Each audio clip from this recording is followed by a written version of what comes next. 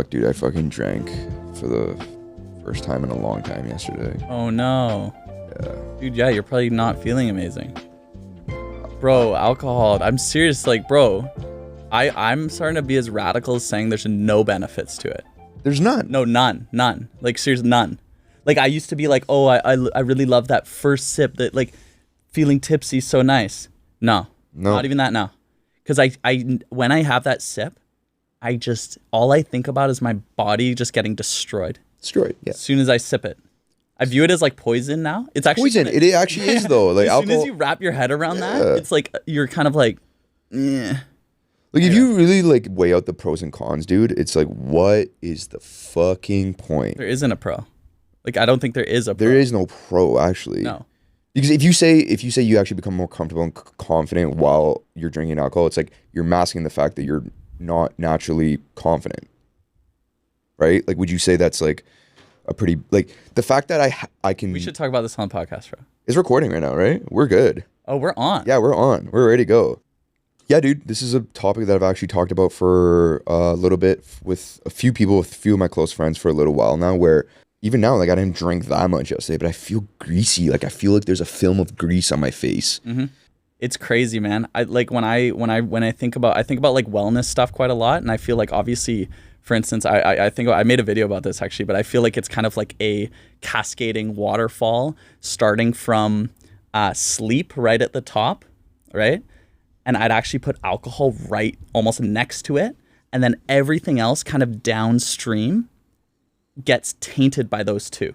Like for instance, if your sleep's not good, right?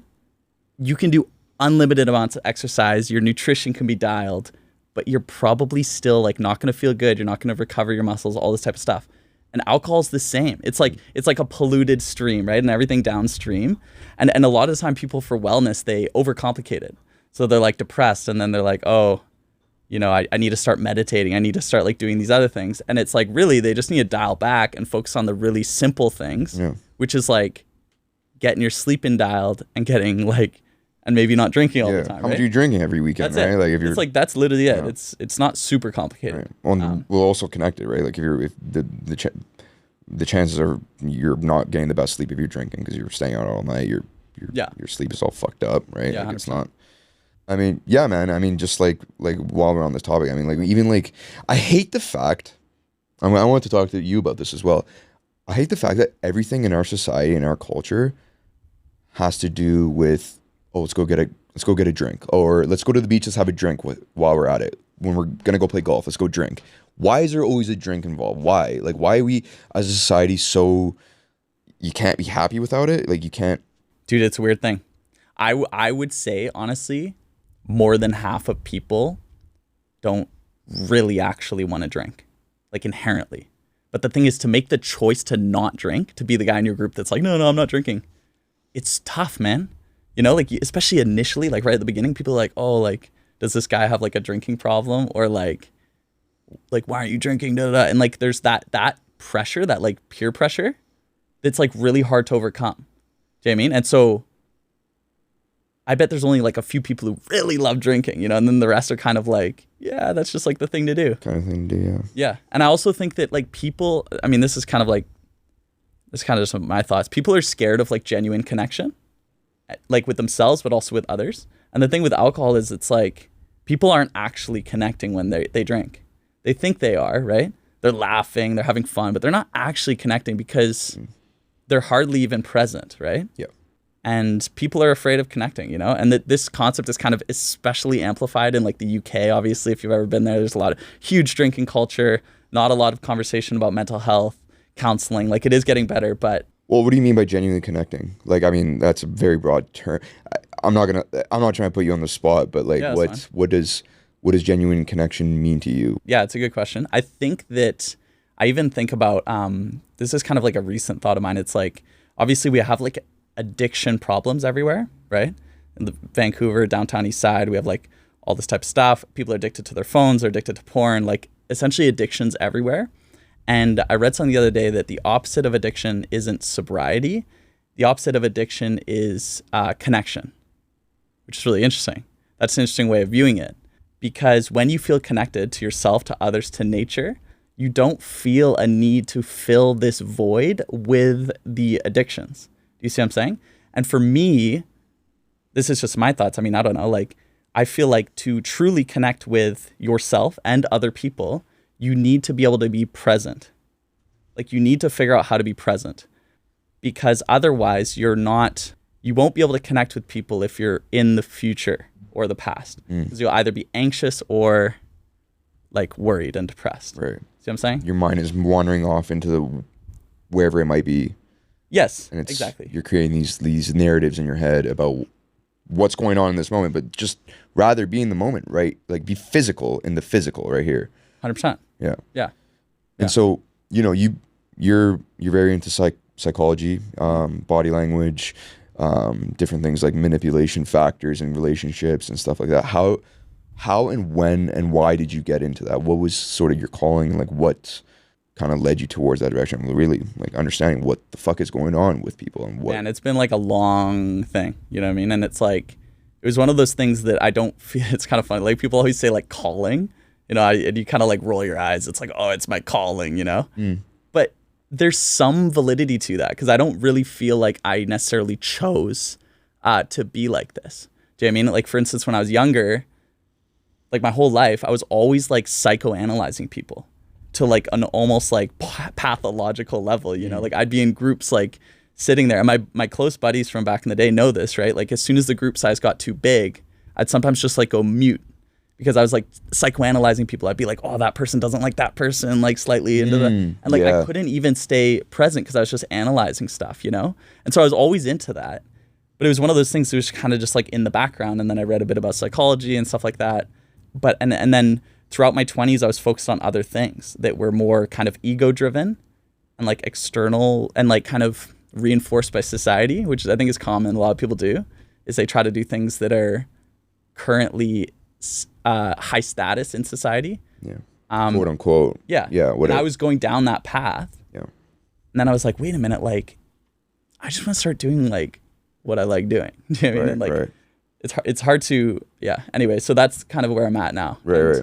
And it's a continually evolving process. Like, it's branching a little bit more into like philosophy and spirituality, and like, I don't know exactly where it'll go, but that's like part of the fun, So on that topic, you bring up, group settings. What's one of the things you notice when you do walk into a group setting where, maybe it's like a gathering, a house gathering, or a little party, or like a group of friends that, they bring a bunch of their friends, and there's like this social dynamic. What's one thing you notice that's common with most people, maybe in terms of like their body language, or you being able to sense that someone is uncomfortable or someone is, trying to do too much? There's a bit of insecurity there. What's like, are there signs? Like, have you gotten to the point where you can just like, oh yeah, this guy's... Dude, the crazy thing, man, and this is like, I'm gonna shout out all like the intuitives out there. Yeah. I'm gonna shout out intuitives, gut feeling people, right? I'm totally like validating those people, because the thing is, one thing that with gut feeling and intuition is it's hard to articulate sometimes. Do you know what I mean? Because it's not necessarily words. It isn't words. It's nonverbal, and it's feeling based, and it's energetic based, and so it's hard to articulate. And that's one thing that I'm trying to do with my videos and stuff, is articulate these kind of nonverbals and things. But it's not easy, right? And so I can, in a group setting now, I can read things quite well, right? Partly from my learning, but just from like doing it all the time. But if I were to explain to you like why, it's sometimes hard. But I could, right? I could. But I'd be like, a really common one is, there's two. One is like, I'm always curious in groups of the people who are kind of quiet and like not really saying anything. Do you know what I mean? Like those people I always find like quite interesting, because clearly like they're in their head or something. They're overwhelmed. Like for some reason they're like processing it and they're overwhelmed and they don't really want to be there. Do you know what I mean? And I actually just think, this is kind of just my thoughts, it's like, it's kind of related to like ADHD, highly sensitive people, empaths, all this type of stuff. These are people that just get overwhelmed with essentially intuitive signals they're picking up in groups, right? There might be a really big group setting and someone's talking about the new car they have or whatever, and they just like that, like in their subconscious doesn't sit right with them. They're like, like people are valuing like material things, or they pick up on some person like, you know, projecting their insecurities onto another person, right? Which is like a really common one too. I think most of the time when someone judges someone else, it doesn't really have anything to do with the other person. It's that person who's doing the judging, right, projecting an insecurity onto the other person. You see what I'm saying? Yeah. Right. Yeah. No, I mean, that makes complete sense. I mean, and until you've lived enough and experienced enough life, the person being projected on will take it personal and be like, fuck you, dude. What the fuck are you doing? Exactly. But they don't really. And yeah, exactly. Yeah. Exactly. And so it's actually hilarious. Sometimes I like to think like when people are having conversations with each other, a lot of the time there's like the meta conversation. There's the conversation, right? The things you're talking about. And then there's the meta, which is like all your things you're projecting on the other person, all the like trying to maintain like power in it, all these other things that you're not really talking about, but that are actually kind of dictating the conversation. Do you know what I mean? And until you're self-aware of your own triggers and things that trigger you, and then think, okay, why am I getting triggered by that, right? Right. Like for instance, sometimes someone will say something to me. I actually made a video about this recently. It's like, someone will say something to me. Oh yeah, okay. Let's say someone came up to me and they were like, Grayson, your videos suck. You know nothing about psychology. Like you're so dumb. Right. That wouldn't trigger me because there's no truth to that. Because I know I'm like decent with psychology. I'm not like some super expert, but it's like I spent a lot of time thinking about it. So that wouldn't trigger me. But for instance, if someone was like, oh, Grayson, like you obsess about your look too much. You're always like fixing your hair, something like that. I'd be like, no, like, you know, and that would like slightly trigger me because it's kind of something I've tried to like relax a bit with and like relinquish control a bit. But I would get triggered because I still haven't fully internalized myself with being more like accepting of whatever my look is at the time. Accepting, yeah. Do you see it's something that's true.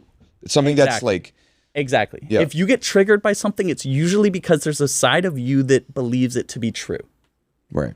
Otherwise, you wouldn't get triggered. Yeah. Right. Well, one of the things, it's funny that you bring that up. One of the things that triggers me is when the comments are, like when some of the comments are like, oh, this is the stupidest podcast. Oh, what the fuck are you guys talking about? I'm like, okay, whatever. You just don't like the content. A lot of other people like it. Sure. The one thing that gets to me is sometimes when people are like, oh, like you take a while to get your words out, right? Right. And that is an insecurity of mine where I'm watching myself or listening to myself. I'm like, why the fuck am I taking so long to fucking say something? Just say it, right? And so when someone points it out, it's like, motherfucker. Boom. Yeah. And the funny thing is it's especially like it's like often these things are things that you're currently working on, and so you feel like you've gotten past it, right?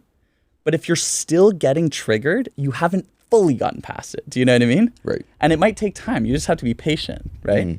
But yeah, it's 100% that. But the thing that's great is when you're self-aware about your triggers, then you can make progress. Right. That's the key.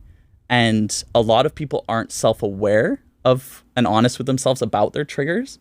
And so they'll never make progress. Right. You know, and then they might end up just like exploding in the future. Yeah. And that might manifest as a heart attack or some sort of like panic attack or whatever it is. Or whatever, yeah. Physical manifestations of like, you know, psychosomatic things, right? Yeah.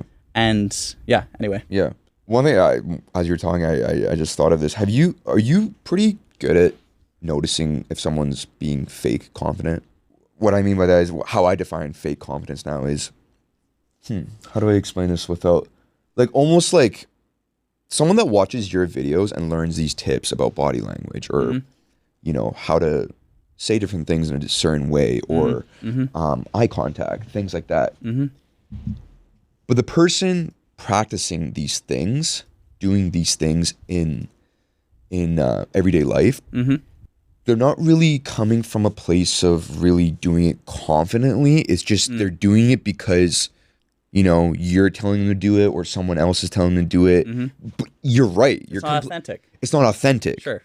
Right? Like what you're saying is that's correct. Valid. You're, you know, having a good posture, making eye contact. These are very valid things. Dude, that's valid. Yeah. Right? Like, for someone trying, like, first of all, can you tell when someone's being fake confident? Yes. Or what are the signs?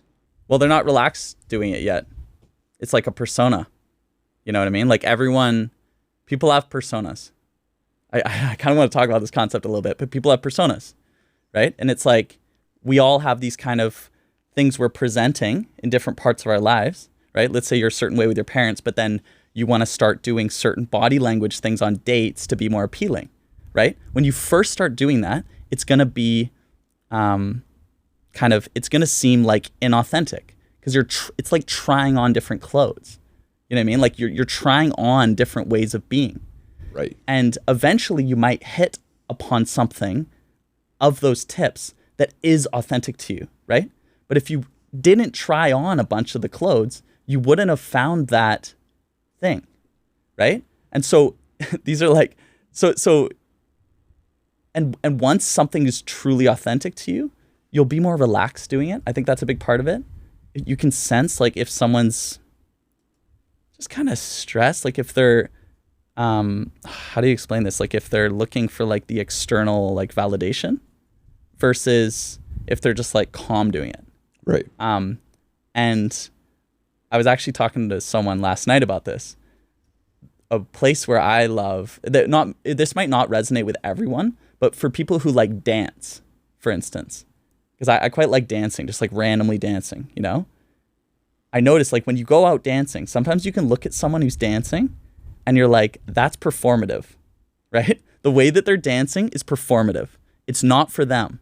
It's for everyone else. Absolutely. Right? And so you see that they're like kind of dancing like sexy or they're trying to dance cool, but they're not just flowing. It's not an internal thing. And even when you are doing it yourself, you can feel that. If you dance enough, you can feel when you're being performative. And it's interesting because that means you're not present because you're putting your power outside of yourself. And so, yeah, I think that's such a powerful thing, man. Because I feel that. I feel that. Yeah, yeah. And going back on the authentic thing, trying on different clothes. That's a very good analogy. I guess at one point, like, what would it take for someone to be like, oh, aha, like I feel calm doing this, right? Or like what, like, is it practice? Is it just like putting on that same clothing every single time, that same persona every single time to the point where it just becomes second nature?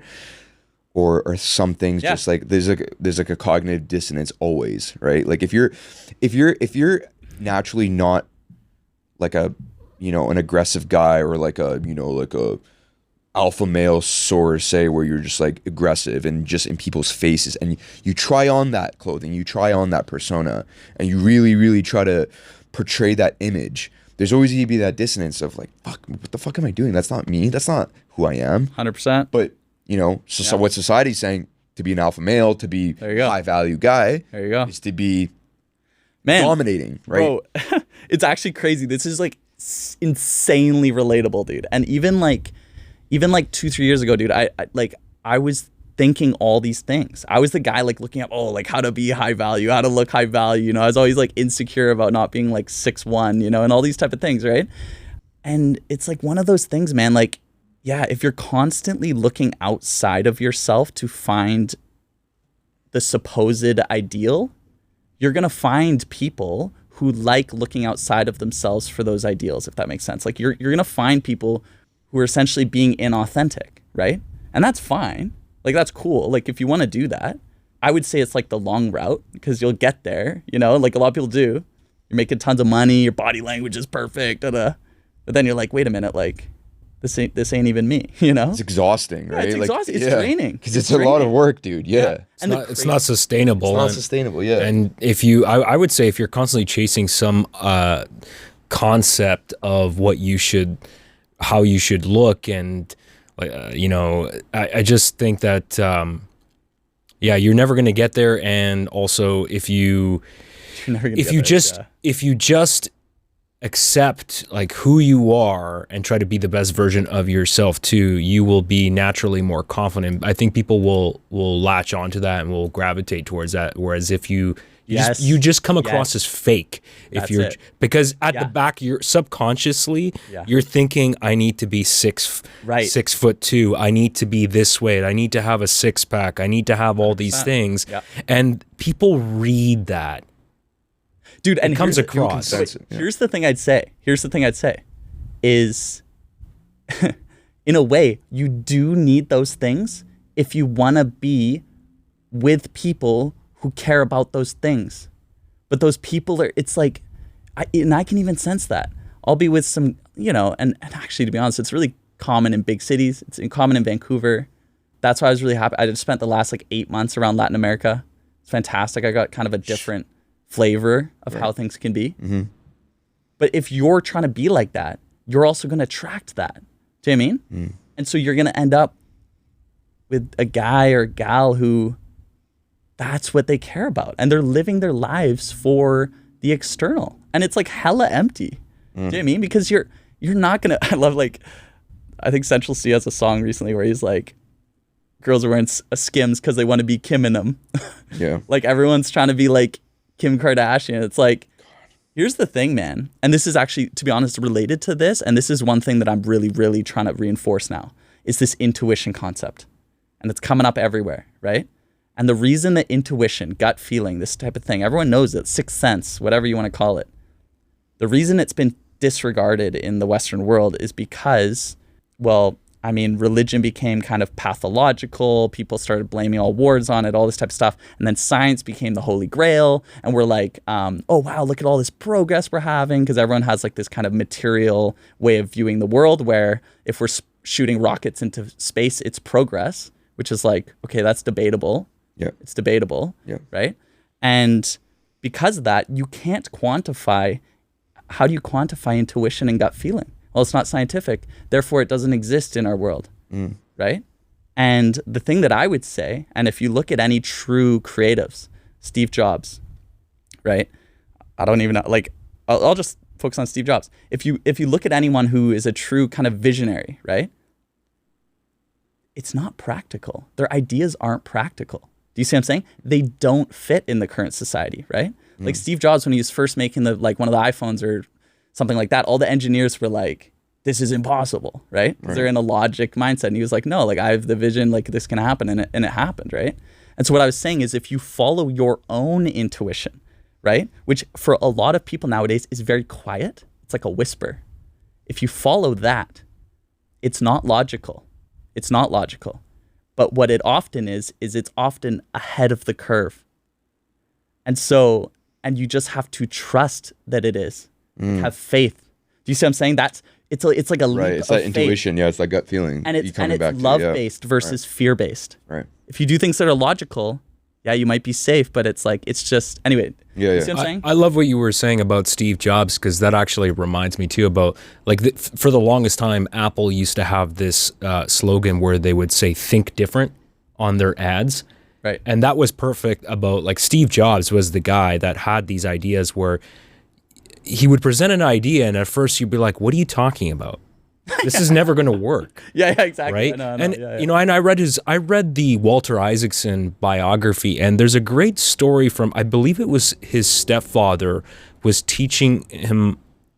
Everyone knows Steve Jobs is famous for attention to detail. Small details matter. And that became kind of the corporate culture at Apple and is still carried on to this day. But his stepfather was teaching him how to, I think it was painting a fence or something. And he was saying that, well, we got to paint the back of the fence.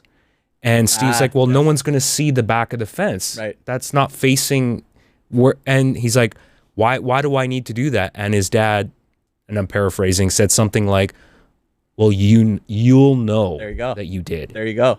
And that's a different way of thinking. Boom. That's literally it. It's wild. And that's if you do that, it's like when it's like that. I think this is from Atomic Habits, the book. I don't know. I don't remember. But it's like if you're trying to better your life, right? You have to also be bettering the parts when no one's seeing it. Because that you have to redo your standards for yourself. You see what I'm saying? Yeah. You can't go out. I mean, this is going to sound like Jordan Peterson-y, but you can't go out and have your room be messy. Or for instance, one thing I started doing is you know when you're in your house and there's a little piece of garbage or something and you just kind of leave it. Yeah. You pass it and you leave it. I just started being no, No, I'm gonna try to pick it not up. do that. Yeah. Because that's a standard thing. It's like, and it's not about being a perfectionist. It's like, if I'm not doing these little things, like for this quality, everyone tries to fix the outside, right? Everyone tries to fix what people see, right? And you can do that and eventually get to your core, but it's a way longer process. What's better is recalibrating your internal standards for yourself, and then everything else just flourishes out of it. Do you see what I'm saying? I mean, everything else is just a And product. so like every little minor thing, like to that Steve Jobs thing, I bet, for instance, when he goes on stage, right, and talks about the product, he is so much more genuinely confident about it because he knows the inside is beautiful too. Do you see what I'm saying? Yeah. He knows. It's just a byproduct of what he is inside. That's it. Yeah. That's it. He's not a fraud. Yeah. He's inside out. Right. He's authentic, right? Right. Yeah. And do you think, just to switch it up a little bit, into Yeah. segue into 100%. relationships? I mean, 100%. for men, specifically for men, I want to talk about that because it's Vancouver's notorious for the shitty dating scene, man. And I've talked about this multiple times about Oh my God, yeah. Yeah. dating and Yeah. unrealistic standards that women put on men here. Sure, yeah. And I guess like what's the deal with that, man? I mean, like what is going on Oh man. in between, like in that dynamic? Is it the fact that men are learning about these different like methods of like you said, like the clothing example of putting on these different personas and trying to impress these women, but Yeah. I mean, women also, I don't know, it's like fucking tenfold different things. Like, what are your thoughts on it? Like, whatever you bro, I have thoughts on this for sure. I have different thoughts. tell me, man, because I want to. I have different thoughts. I mean, dude, it's really funny. Like, okay, I mean, my first thought that's kind of just a little bit more superficial is you can't just pin it on like the girls having these certain things, because it's also on the guys going on those websites and being like, how do I become high status, and then like becoming this like giga chad that they're, you know what I mean? That also reinforces it. Do you know what I mean? Yeah, Like- I know, and Yeah. we're putting on ourselves That too. also reinforces Yeah. what I'm saying. And then the second thing I'd say, and this is something I've been thinking about a lot more recently that I think is an interesting idea. I mean, I don't know if it's like true, but I think that, and I'm going to relate it actually to back to the addiction thing. Okay, people talk on the, for instance, in Vancouver, downtown East Side, San Francisco, addicts everywhere, all this type of stuff, increasing wealth divide, right? Jeff Bezos, whatever, all these guys. And then people say that we have a mental health crisis, right? And I personally think it's the wrong way of framing it.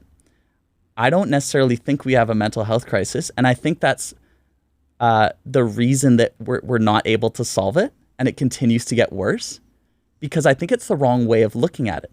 I know people are struggling, but the thing that I'd say is I don't think it's like a mental problem. Do you see what I'm saying? It's a cultural and philosophical underlying problem that you don't solve by just focusing on like the brain, for instance, and using drugs to solve it, right? And I mean, you can see that with like, for all viewers who might be skeptical about that, you can have a look at this, the serotonin imbalance hypothesis for depression that got debunked, like I think last year with a huge review. So all those drugs are based on that theory, Yeah. right? And so what I think we really have is I think we have a spiritual crisis, right? We are all in a materialist view, like worldview. We think that the only true world is material, right? That's pretty much how most people view things. Yep. And that makes sense in the scientific lens pre-quantum physics, because quantum physics is almost getting into the non-material world. It's getting into the vibrational world. You see what I'm saying? Mm-hmm. And so what I think is we have a spiritual crisis. We have a spiritual crisis on the, for instance, the downtown East Side homelessness side, where people are disconnected from connection, indigenous like connection to nature, connection, whatever. But we also have a spiritual crisis on the other side of things, right? And that's what we're talking about now with the dating scene, with girls, with the standards and stuff like that. These people are, they're very smart, they're rich, they come from good families.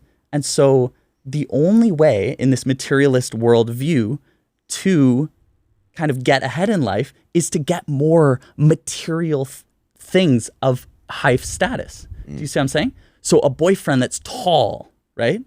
A ripped, nice clothes, everything perfect. Like, you know what I'm saying? Millions of dollars. And this so type when of you're car, in a all that shit, material philosophy of life, that literally logically, emphasis on logic, makes sense. It sounds to me like have you studied Buddhism at all? Because it sounds like you're talking, you're taking a Buddhist. Oh man, I mean, honestly, dude, route. like, it's funny. My dad, when I was way younger, used to call me like his little Buddha, Yeah. just because like I don't know, I was always like kind of chill. But I haven't like done a lot of detailed study, but like, yeah, a little bit. I'm definitely curious in it, and I'm gonna, but yeah, Man, I love everything you're saying. I agree with all of it. It's just I'm a realist in the sense that I don't have faith in society changing that quickly. Sure. And so Sure. the fact that if I go on a date with a woman and she says, "Oh, well, she leaves me for a material reason, for a very superficial reason," I'm not going to be like, "Well, No, I know. It's too. Right? I know. It's So you kind of have to it's too play heady. into It's it. too macro. Yeah, I know. you got to have to play But- into it, and it's exhausting, man. I fucking it's But like, here's the thing I'd say, dude. Here's the thing I'd say, and part of the reason I'm able to say these things is because I was in Latin America the past 8 months, right? I was in Colombia, where the people are different, right? I was in Ecuador. Can you say why you were there? Is it just you needed a break from Western society, or? I mean, I've always like loved traveling around, all that type of stuff, and I had a remote job, and I mean, I still do, and I just had the opportunity to do it, and yeah, I was like, why not? I've been to Colombia before, and I love the vibe, and it's ended up being even more impactful than I realized, because I went down there, and I got outside of like the Vancouver, even like London, because I was in the UK before, that world of material, and it's a different energy down there, dude. People are kind. People are gentle. The girls, yeah, they want to look good. They want to like present themselves in a nice way. That's cool. But there's like and guys also, there's an underlying kind of kindness that overrules material, if that makes sense. Yes. You see what I'm saying? I Like, know It's what a different I culture, and completely it really get when you experience that too. Like, and I was just in Greece last year too. and also Greece. when you literally anywhere but Vancouver. it puts things into perspective. Like it really, sucks. when you see how other cultures are around the world, it really laser focus, really brings our like the screwed up aspect of Western culture, like Oh yeah. right Oh, to yeah. the forefront Yeah, yeah, of like 100%. how messed up Yeah, things yeah. are here. Yeah. And they do a lot of studies on this, and we've talked about this with our guests, Mo, isn't it interesting how when you look at cultures that are not as wealthy as say Canada and the United States, how people with the least amount of accumulated things are the most generous, are willing to share. My mom was just actually telling me this great story. She was at Disneyland one time, and she saw this family that looked like they had a lot of kids. Probably cost. I mean, everyone knows how expensive Disneyland is, but they brought a homemade meal to Disneyland because they probably didn't want to spend the money. It was on all the food there. Yep. And they walked up to my mom and offered her, perfect stranger. There you go. Yeah. Do you want to come over and share our meal together? Yeah. And it was like, nobody here would ever do that. Yep. No Canadian, no American would ever do that to a stranger. Yep. Yeah. I mean, 100%. I actually I want to bring up one idea here that I feel like is honestly like just a good, amazing takeaway just in general for people is like, because people when they typically the thing that comes up when there's an example like that, it's like, they're like, okay, those are like collectivist cultures, right? Those are collectivist cultures which like support each other, and like Western's like an individualist culture, blah, blah, and like, yeah, okay, there's like validity to that. But the thing that I would say is I think that what's rooted in the kind of pathological need for continued accumulation of wealth and things like that, it's actually fear-based, right? And so there's a great way of looking at the world where it's like, and when you're making decisions, it's like, am I making my decision out of fear or love? Like fear or love, right? Right. When you feel the need to accumulate resources, right? Money, and continue to do that, you're actually operating in a fear state, because you fear that if you don't do that, you'll end up like broke on the streets, Or if you don't continue to accumulate resources, you'll lose your friends, right? Who you only bond over the fact that you go out on the weekends and you get like bottles, or you go out, you know what I'm saying? Yeah. So it's fear-based. But when you feel that that you will be okay, right? Even if you give away everything. That's from a place of like trust, right? Some people would say trust. Some people would say trust in like God. Some would say the universe. Some would say fate. Like, it doesn't matter. Right. But there's that trust element. And I think that the Western world could really, really use that. Because I think fear causes division and lack of connection. Right. Yeah. So. No, I mean, yeah. these are all things that fucking make complete sense, man. But it's just like the fact that it's too heady. Sorry, I wish I could. No. The actual fucking implementation of this is near fucking impossible. I feel like with especially Vancouver and places like like LA, Toronto. And I actually I want to go back to just quickly for a sec, that thing that you were talking about, fear. Yeah. You know, this is something I talk to a lot of people about quite often. I think about it because it's very interesting that I think one of the reasons why, and I'll try not to get political, but I think one of the reasons why racism exists and xenophobia exists is because people are isolated. They don't travel. And I think one of the best things that you can do is travel the world and experience other cultures, because you'll see different perspectives. You'll see how people operate, and it will really open up your mind. And I think one of the worst things you can do is to stay, like, people that live and die in the town that they were born in, that don't go anywhere. They haven't seen the world. You are choosing to remain ignorant. 100%. I mean, especially if you have the option to. That's the thing. Like, we have to be like, we have to think of people who, like, you know, they have to grind and they have to make, and they don't have time to travel. And like, that's all fair. Like, I get all that type of stuff, right? But it's the people who, they kind of live in fear, right? And then they project that fear onto their friends or their kids or whatever it is, right? And they never like got out. And the thing that I would add to the travel thing is there's a way of traveling where you're traveling like in fear, if that makes sense. Like, if you go to a place, let's say you go to like Mexico, but you go there with the mindset of, oh, Mexico's so dangerous. Oh my God, I got to make sure I'm at a resort. I got to make sure. And then once you get there, you know what's going to happen? You're going to look for danger. And you're going to find danger because your frequency is set to danger. Do you see what I'm saying? You find what you calibrate your mind to, right? And on that, that's even like scientific in terms of perception and psychology and things like that. And so if you're looking for fear, if you think there's fear, that's a fear-based decision, and you're going to find it, right? And then you're going to go home and you're going to say, oh, it's so dangerous. There was someone who got robbed. You know what I mean? And it's like, in reality, man, like, dude, I don't know, man. I hitchhiked in East Africa. I was totally fine. I hitchhiked all the way across Eastern Europe. Totally fine. I've been in the middle of, I don't know. And it's like, you know what I mean? And actually, the interesting thing when you travel is, as soon as you are in a fear state, those are the people that the people like robbers or whatever it is, that's who they target. Yeah. Do you see what I'm saying? Sense it, yeah. Because they're easy. Because they know when they go to them, they're gonna be like, oh my God, right? But if you're just chilling, right? Like, you can anyway, do you see what I'm saying? Yeah. It's anyway, but yeah, 100% traveling. The thing I'd say to guys here on a more practical level is, if you're like thinking about Vancouver, like, oh my God, it's too expensive. Oh my God, the girls need this. Oh my God, I'm never going to keep up. It's like, really look at yourself and be like, okay, well, maybe stop complaining first and be like, do I even want to be in Vancouver then, dude? Do you see what I'm saying? It's like, choose. You're not entitled to be in Vancouver just because you're from Vancouver. And then 2, do I even want to be in Vancouver? It's like, open up your worldview. If you keep complaining about how bad it is, and it's clearly not going to change anytime soon, because we talked about that, then maybe just open up your mind a bit. Go spend a month in Mexico City. Go see a different way of living, right? And then come back, right? Do you see what I'm saying? Yeah. People like to complain so much. Like, I have buddies who are like, oh, we'll never be able to afford Vancouver and we're local and it's like, okay, yeah, but like, that's just the world, man. Just, it's in flux. You might end up finding a better place in the world because of that. Do you see what I'm saying? Right. People think they know what they want, but they don't. It's like, relax a bit. Things are as they are, and then flow with it, right? You might not be able to live in Vancouver because it's so expensive, but flow with it. You might end up in some different area that's more fabulous than you ever would have imagined. Do you see what I'm saying? Right. And that's the element of having trust in your life. Like, and some people would call that faith.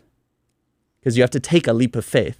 See what I'm saying? Almost accepting the situation. Yeah, Vancouver is very expensive to live. I might not be able to afford it right now.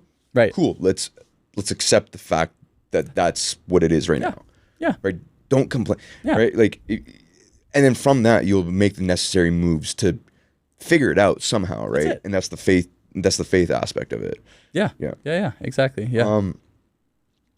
One thing I wanted to ask about, because I was thinking about this, and I've been noticing it more often, and I used to do it a lot, and now I'm doing it way less because I'm changing. I feel have you noticed when people look around a lot, and like when you notice someone else looking at other people, and this person just like, people that stare as well, like people that like kind of like want to see what's up, they stare at you. There's like some sort of animosity. There's like a bit of like mean mugging.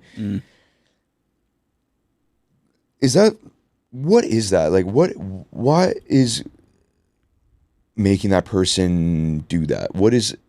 Is it from a place of insecurity? Because I remember doing it before, and I remember catching myself like looking around at other people, or like wanting to stare someone down as if I'm trying to like one up them in some sort of fucking way.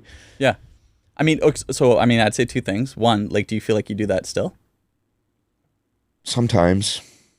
And I don't, and then when I do it, I'm like, what was the point of that? Like, what did I actually get from that? What did I win in this little like mini battle I had with this individual? So you kind of like, you don't actually talk to them, but you kind of look at them and you're like, yeah, like, when people stare at you, Sure. like staring at people, like when you're like driving down the road or walking down the street, and they're just like, and you're just like, what? Like, why is me? like, why are you staring at me? Sure. Right? Like, what the fuck? I mean, do you? I'm. This is just more out of curiosity. Like, have you kind of gotten to any sort of like, kind of figuring out why you might be doing that? Like, or are you still kind of trying to figure that out? I'm trying to figure it out. I'm kind of getting the sense of why I'm doing that. Okay. Or why I was doing it way more often. It's because I was a bit insecure. I felt like I need to prove my dominance over someone. Yeah.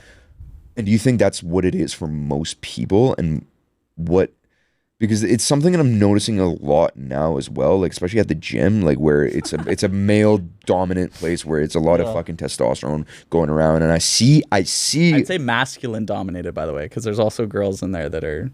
Masculine dominated. Yeah. It's not really male dominated. Male, yeah. Anyway, that's just a no, I get it. I know know I what you think mean. is worth like talking about. Right. But yeah.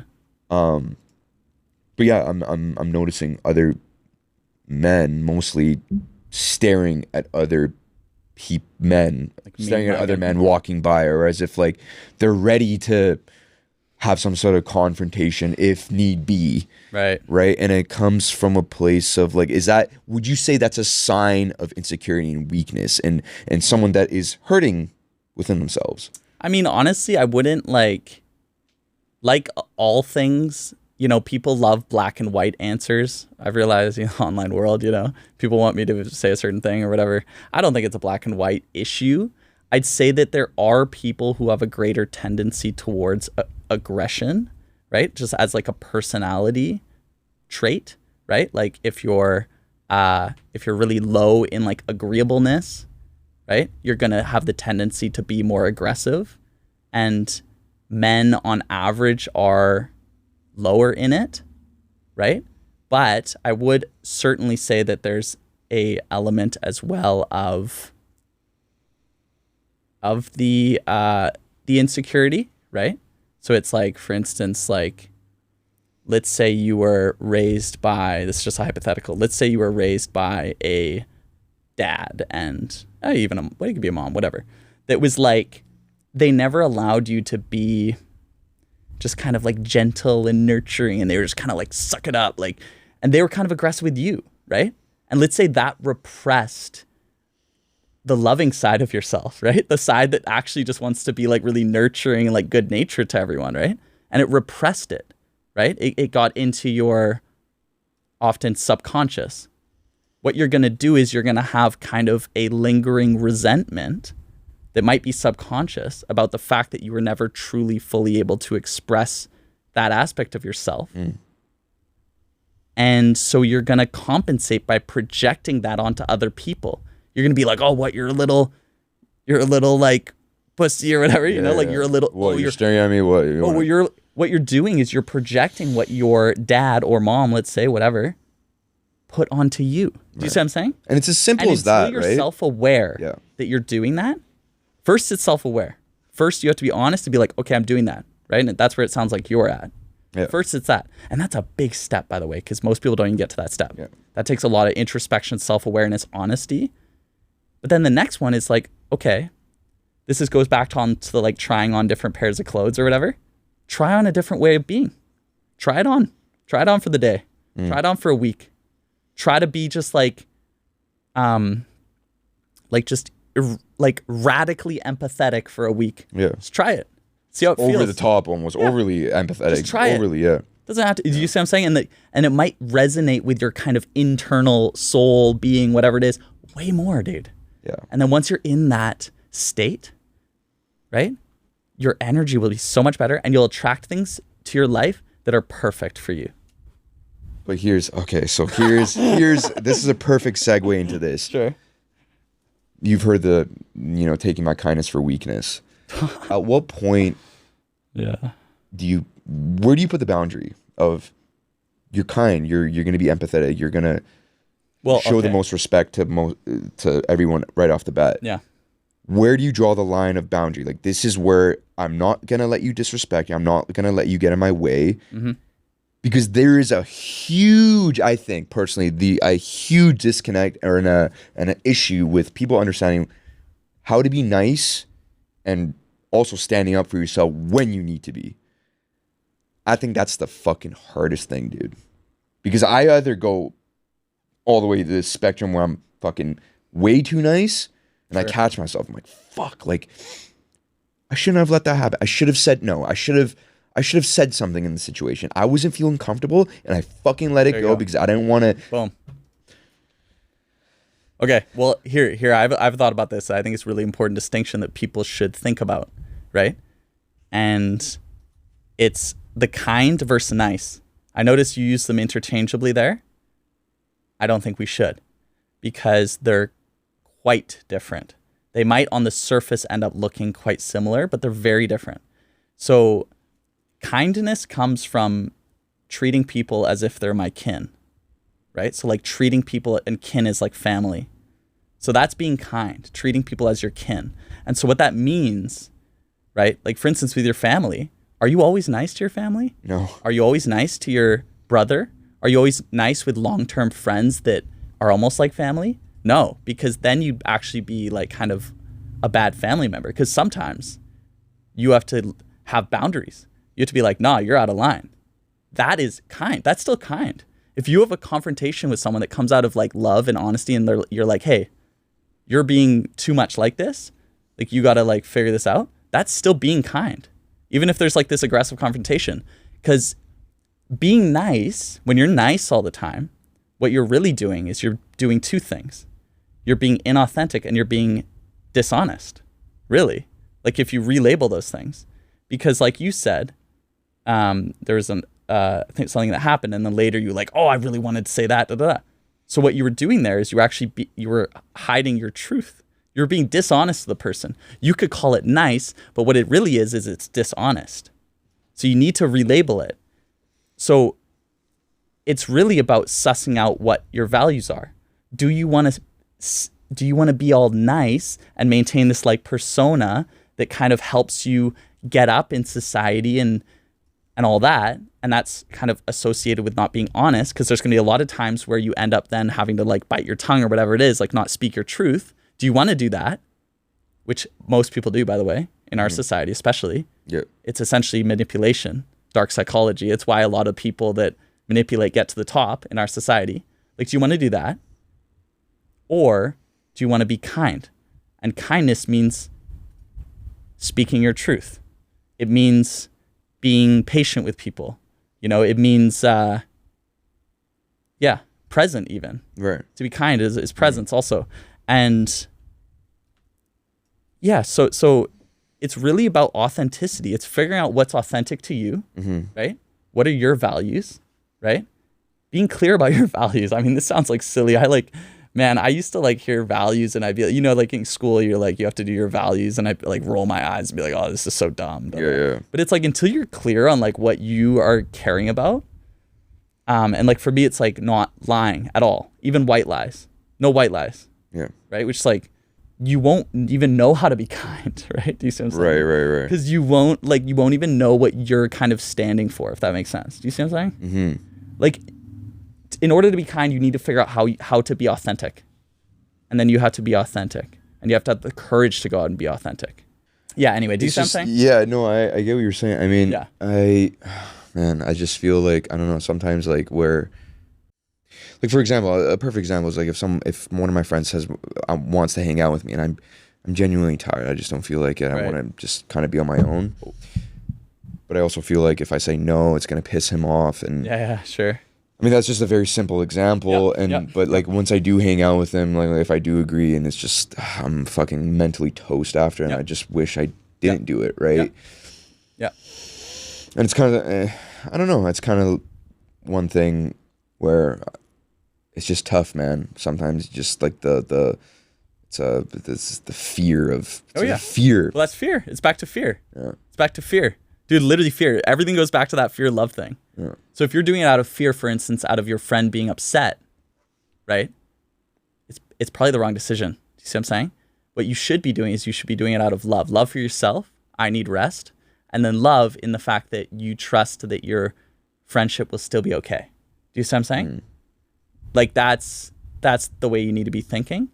And but there's always that fear, like, what if the friendship is not okay? What if this is the thing that is gonna just like? Well, here's the thing. 100%, bro. Yeah. But here's the thing I'd say, and I mean everyone fucking has probably felt this in their life. The more you grip on something, it's like in sports when you grip the stick. The more you grip, the more things slip away, right? And so you need to be able to detach from things, right? And that doesn't mean not put effort, for instance, into friendships. That doesn't mean that, right? Because they do need effort, right? Yeah. But what it means is don't grip so tightly to things in your life. You need to be able to detach and have grace and allow space. Do you see what I'm saying? Mm-hmm. And you can't be afraid of, for instance, even losing a person. Yeah. Because that fear, essentially, for instance, if you're detached from, let's say, that person, right? And like, okay, maybe I will lose them, right? And I'm okay with that. That's a love decision because, for instance, let's say you do lose them. Who knows who's going to come into your life? It might be someone who's perfect for you. Because now, for instance, you have new standards. You like to rest as opposed, you have boundaries and you like to make sure you rest. You know what's going to happen? You might lose that person who maybe doesn't respect your boundaries. But you know what'll happen? Someone will come into your life who has similar boundaries to you and boom. You see what I'm saying? That's so true, man. That's it. Yeah. But you have to be detached from things. Yeah. But yeah, that is literally a leap of faith. That's like you're just going into it and it's a hard one, man. I'm still working through that, right? Like I have long-term friends and sometimes it's like, okay, like are we good? Like and I try to just detach. I'm like, okay. Mm-hmm. You see what I'm saying? Yeah. Like what? Yeah. How do you do that? Like it always comes down like how do you get there? How do you do it, right? Like it's so much easier said than done. Like I'm sure like a lot of people listening to this are thinking, well, fuck, we all know this. Like, oh, this is like a tale as old as time, doing all this. But the fact that the process of getting there, of what is it? Like, is there like a certain practice a mantra that you tell yourself every day? You know, a set list of objectives every day, the goals that you want to accomplish. I mean the thing that I'd say, and you see this all the time, that's very common actually in like the Western world. It's very like, okay, what's the affirmations I can do, what's the meditation, what's the right, and that is all on the outside, right? And this is like, I know this is like annoying to hear for a lot of people, but they want a quick fix. They want like, oh, here's like the quick thing, right? But the thing that I've realized more and more and more is like your life, it's so much of it is like your philosophy and how you view things. And so there's two things that I repeat to myself almost daily that help me a lot. And One of them is to be detached from outcome. Okay. And I got that particularly from Ego is the Enemy, a book by Ryan Holiday. Great book. And that's where you need to be so detached from future outcomes, right? Like, so let's say I'm doing this like psychology stuff right now. An act that I do every day, and this is related to detachment. It's the second one. I'll just bundle them together. A thought process I do every day, and I've been doing this for like 15 months. It's a lot of work, all this stuff. I'm like, okay, if I were to lose all of it overnight, all my stuff's wiped, all my followers, everything, all my content, I lose all of it, would I be okay? I think about that every single day, every day. Yeah. And you know my answer is, yeah, I'd be fine. And that is being detached. You need to be detached from what you have, and you need to keep that as a reminder. And actually, dude, I really got on this path when I read Marcus Aurelius's Meditations, like the Roman emperor, whatever, very famous, all this type of stuff. Wouldn't necessarily recommend reading the book because unless you're really into like heady stuff, because it's like a lot of tough words and stuff. Hard to read, yeah. But one of the things he talks about, and a lot of Stoics talk about, is like death anxiety. A lot of things are rooted in the fear of death. If you're able to, for instance, keep the fact that you're mortal on your mind every day. I mean, that's the epitome of detaching from even life. Yeah. Do you see what I'm saying? Yep. That is the deepest thing. If you can detach from even life and know that you'll be okay, like that's a weird thing to think about it. That's the ultimate. Then, bro, everything flows from that. I'm not even shitting you, because then you'll be present, because you'll smell the roses and all this shit, you know? You'll be present. You'll have gratitude. If you have death anxiety, if you're detached, right? Everything comes from that. Do you see what I'm saying? And that's the ultimate detachment. So I think having it as a philosophical thing every day, it could be a reminder. You could write it on your bathroom, let's say. Yeah. Sure. But don't write the goals, do this and this and this. Yeah. That's like the Band-Aid, right? That's the SSRIs for depression, right? Write the philosophical thing. And that comes over time. It's slow. You know what I mean? It's slow. Like, it's shifting your philosophical. Right? Detach from my current circumstance. Detach from current friends. Trust that I will be okay in the future. Trust that I will find perfect friends for me. Do you see what I'm saying? Yeah. Boom. That doesn't necessarily mean treat your friends poorly. No, not at all. But detach. Detach. Detach, bro. Man. Detach is a good thing for them too. Because trying to squeeze onto the friendship, bro, that puts a lot of pressure on them also. Right. Do you see what I'm saying? And they can sense the fact that you're trying a little too hard. Exactly, dude. Sometimes if you just relax and stop gripping the stick so much, that's the athlete term, right? Like, you know you're playing hockey well when you're relaxed, you know, and you're just letting the puck come in and like, even with a golf swing with a golf exactly, club, when you're relaxed. Yeah. Same thing with friends. Your friendships will be better if you're relaxed too. If you like relax, don't grip the stick so tight, because that allows the flow back and forth. Maybe you will go apart for a bit, but you'll come back stronger. You see what I'm saying? It's like this thing. Right. Anyway. Yeah. No, that's really good, man. I mean, but it is philosophical. That's the thing. It's philosophical, man. Some people don't want to venture into that side of it. They're like, oh, it's horse shit. It's and that's fine. This and that. If they don't, then they might just keep going around in circles. Yeah. And I know I did for years, dude. Yeah. I was the same. I was writing goals. I was, I was the same. Yeah. You know? And anyway. What's one tip you would give someone walking into a room full of strangers and automatically want to be more confident? I mean, I don't want body language wise, facial expression wise. Try to be relaxed. Try to be relaxed. What do you mean by that? Breathe. Two things. One, I spent a lot of my 20s like depressed, I'm gonna be honest. Part of it is because I was wrapped up in ego and all this type of stuff.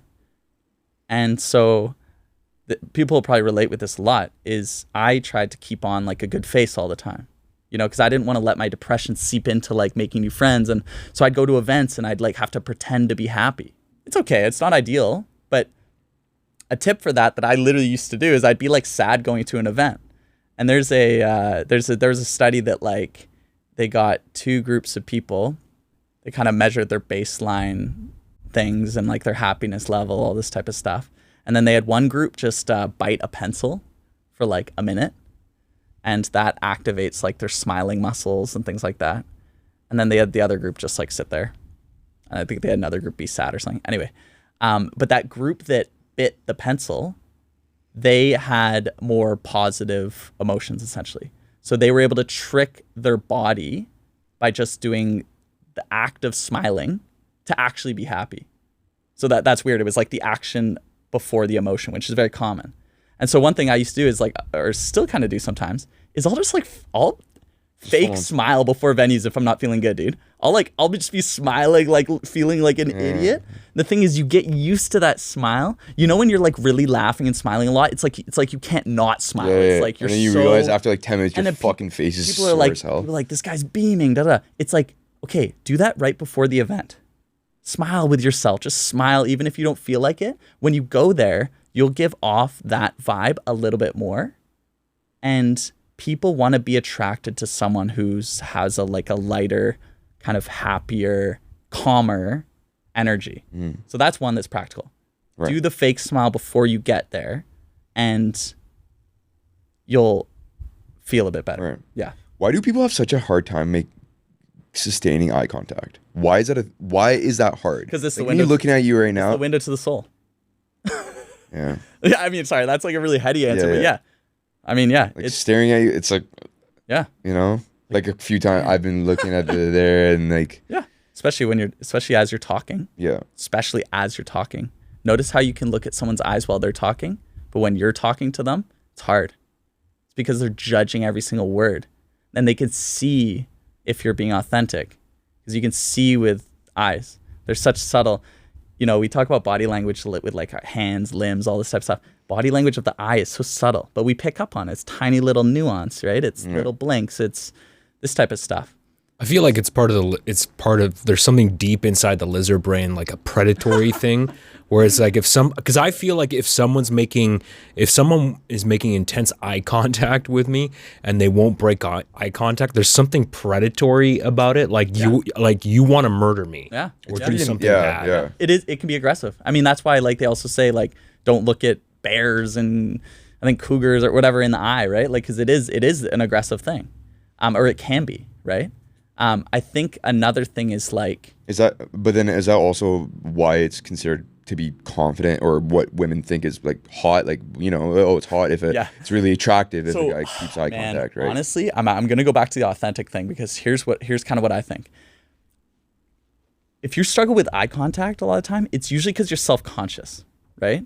Self-conscious is really common. So you're kind of like not confident with yourself enough to like look at the person. It's almost like you have like shame about how you are. Like you're looking at them and you're like, no, you know? And so for instance, the people that I think are the best able to have genuine, like good eye contact are two groups. Okay. One, psychopaths, right? Like, which is like totally not, they're like sociopaths, because they're devoid of empathy and an emotional response. So they can look you dead in the eye, calm, and it does nothing for them. You could judge them so much with your eyes, they wouldn't even feel it. So that's why a lot of like, for instance, like serial killers are so like charismatic, and a lot of girls actually even like them. Yeah. Right? Because it kind of it mistakes for the other thing that I'm going to talk about, where it's, I think that if you're really comfortable with yourself, which I would attribute to living really authentically, right? Your authentic truth in your career, relationships, all this type of stuff, you're going to have an easier time looking someone in the eye, right? Because you're not going to care about their judgment, because you know that you're living exactly how you want to live, and their judgments are just projections of what they think, how they think you should live. You see what I'm saying? So if you want to help with eye contact, yeah, you could just fake it and do exposure. There's validity to that, right? Like if you just keep doing it, if you stay inside all the time, you're gonna eventually be afraid of going outside, right? Like anxiety and stuff. So exposure is super valid, right? So yeah, definitely kind of fake it till you make it, try it on, back to what we were talking about. But there's another side of it where it's like, if you want more genuine comfort with eye contact, the longer path is, but the better path is, get more aligned with your authentic self. Because then you'll have nothing to hide. Do you see what I'm saying?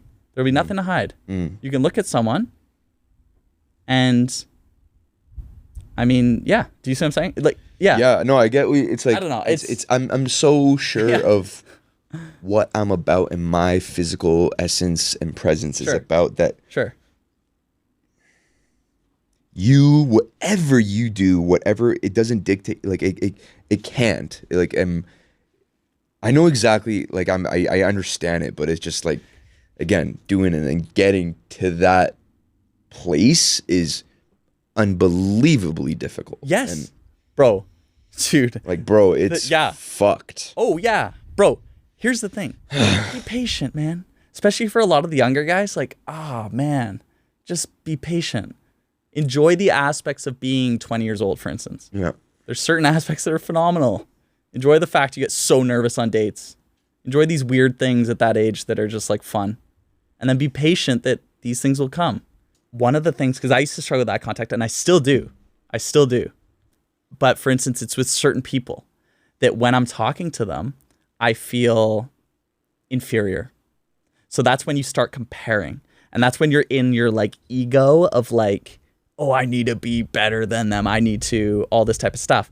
So for instance, let's say I'm talking to like a friend I really admire that's like Doing really well in his doing career. really well in life. And like the dude's so awesome and everything. And let's say like I'm in a place where like I'm not that happy with life, or I'm living like, and I literally had this even like just a few years ago, I'm living like a more inauthentic life, right? Even if it's in terms of status, like high status, right? I might be feeling inferior there. I might be like, oh my God, like my life sucks. This guy's killing it. And da-da.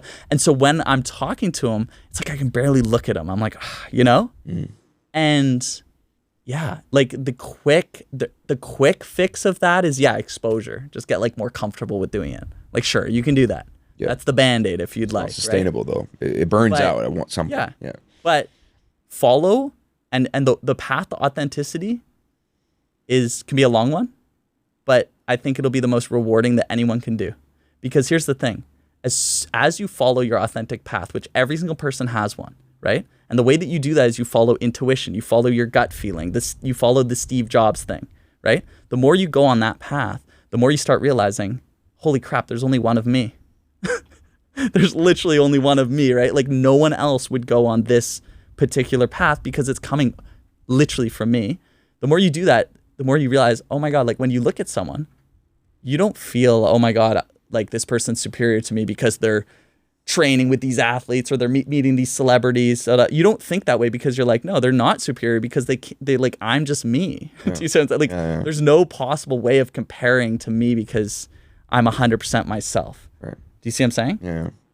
And so, a lot of the fear of eye contact is rooted in just like it's never feeling lesser than the person you're talking to or something like that. It's never about what the other person's doing or whatever, how the other person looks. It's all about you. It all comes down to like for instance, what I would say to people is like, if people have fear looking at people in the eye, I would be like, okay, do you have fear looking at like a child in the eye? Like probably not. Do you see what I'm saying? Yeah. Like you don't have fear looking at a baby in the eye. Yeah. You don't have a fear even looking at like a younger person in the eye. Yeah. Okay, so like the fear isn't the actual looking in the eye itself. Yeah, the physical eye to eye thing. It's not a physical eye. It's the judgment that you are comparing yourself with that person, right? And you only compare with people when you chase things that aren't authentically yourself. When you chase things that are external. When you chase having a car or looking a certain way or whatever. Because then you will be lesser than. You'll be less tall. You'll have less money. You will be lesser than. You'll essentially be lesser than until you're 100% authentically yourself. Right. Yeah, one guy that comes to mind is Conor McGregor. I admire Conor McGregor. I mean, I actually kind of like Conor. I actually think Conor's kind of like... You think he's authentic? I don't know, man. I actually kind of like Conor. He definitely has a persona, and he's a showman, right? Which is, I think, kind of cool. He does well from it. But the thing I'd say about Conor is he genuinely likes fighting, bro. He really likes fighting, right? And so he found something that he actually loves. Yeah. And so it is authentic to him. And so that's what I love about him is, sure, he has this persona and he definitely like dials it up. Right, when the cameras turn on, he does like... But that's the nature of the game, dude. That's the nature of the game. And that's the nature of the game. And he's smart. Yeah. But he actually does do something he genuinely loves. Like he's kind of like Luke Combs, I don't know, the country artist, people like whatever. That guy's so authentic, bro. He loves it. He even has a song about like on an interview where it's like, man, if you weren't doing this, like what would you be doing? Like if you weren't famous, what would you be doing? And he'd be like, I'd essentially still be doing it, but just like in a small venue at a bar, right? And that just shows that he like genuinely loves it. Do you see what I'm saying? Yeah. I appreciate you coming on, bro. We got Grayson on the pod. Enjoy your 24, episode 50. We went back to back today. If you want to plug anything right now.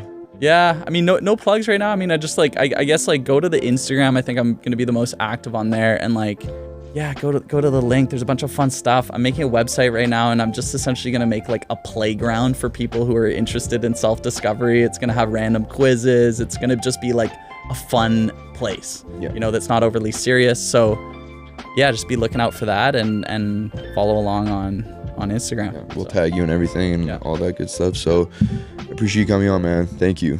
It was fun. Yeah. I was awesome, man. I was put into like a meditative state and, you know, just listening and talking about it. Dude, flow state of conversation. I think that's a real thing, man. Yeah. All right, man. Yeah. Appreciate you.